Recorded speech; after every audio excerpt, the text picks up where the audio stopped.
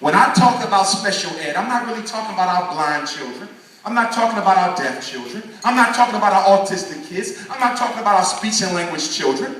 I'm not talking about our severely and profoundly intellectually disabled children. I'm not talking about the kids with orthopedic impairments. I'm talking about 4 groups. 1, learning disability. 2, emotional disturbance. 3, mild intellectual disability. And 4, ADHD, which, by the way, means ain't no daddy at home disorder.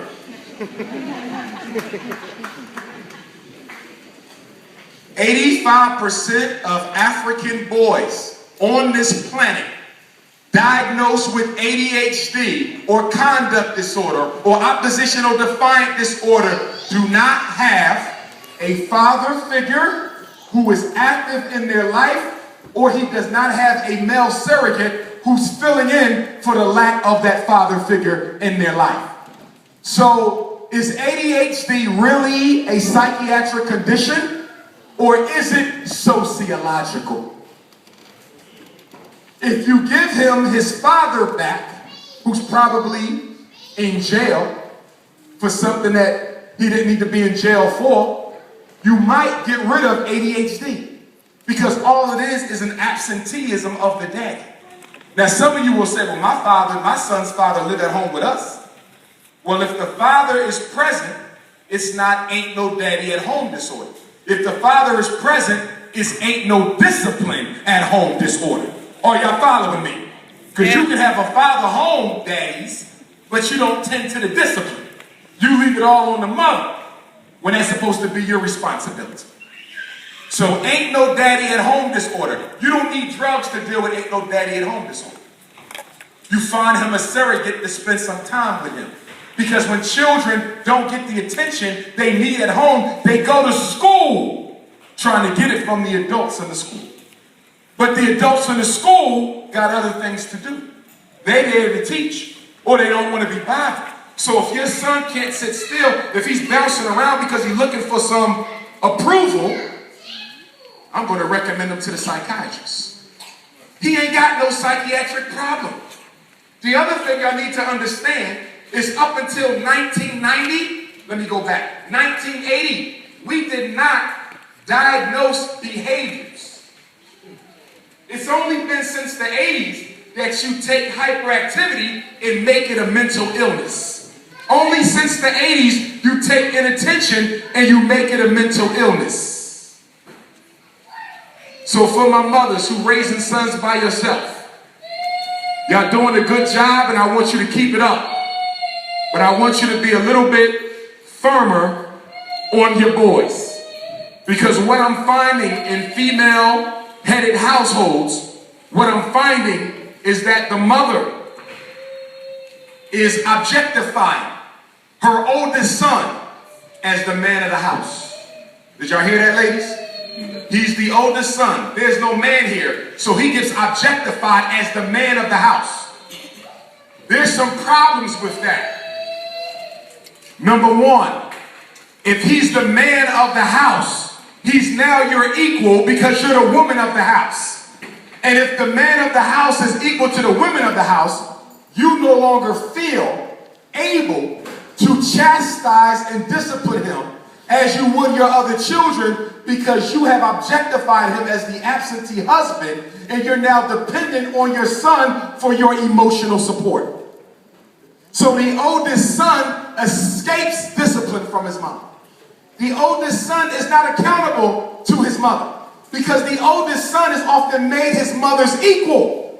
And since mommy needs my attention as much as I need hers, I can control her behavior by withholding my attention. And I'm seeing a lot of mothers be controlled by their sons this way. So ladies, you don't do this consciously. It's a subconscious thing for you to objectify your oldest son as your man.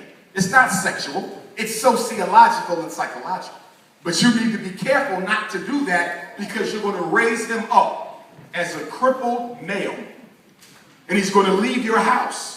And he's going to invade another woman's house and mess her life up because you did not teach him the one thing that all African parents need to teach African boys. What is the first thing? It's not the only thing, but one of the most important jobs you have raising a black boy is to teach him discipline. Discipline.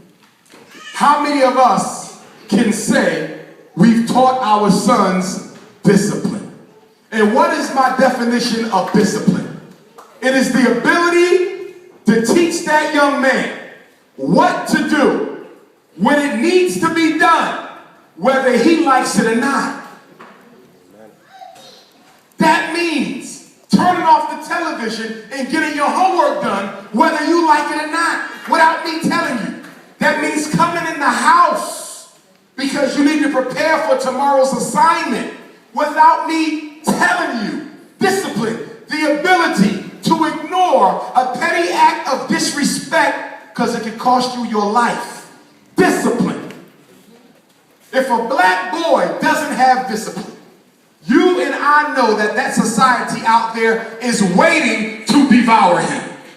And unfortunately, we as parents do a terrible job of teaching our young men discipline. So all we do is prep them for the prison incarceration system to suck them on in. In your house, you were supposed to do that.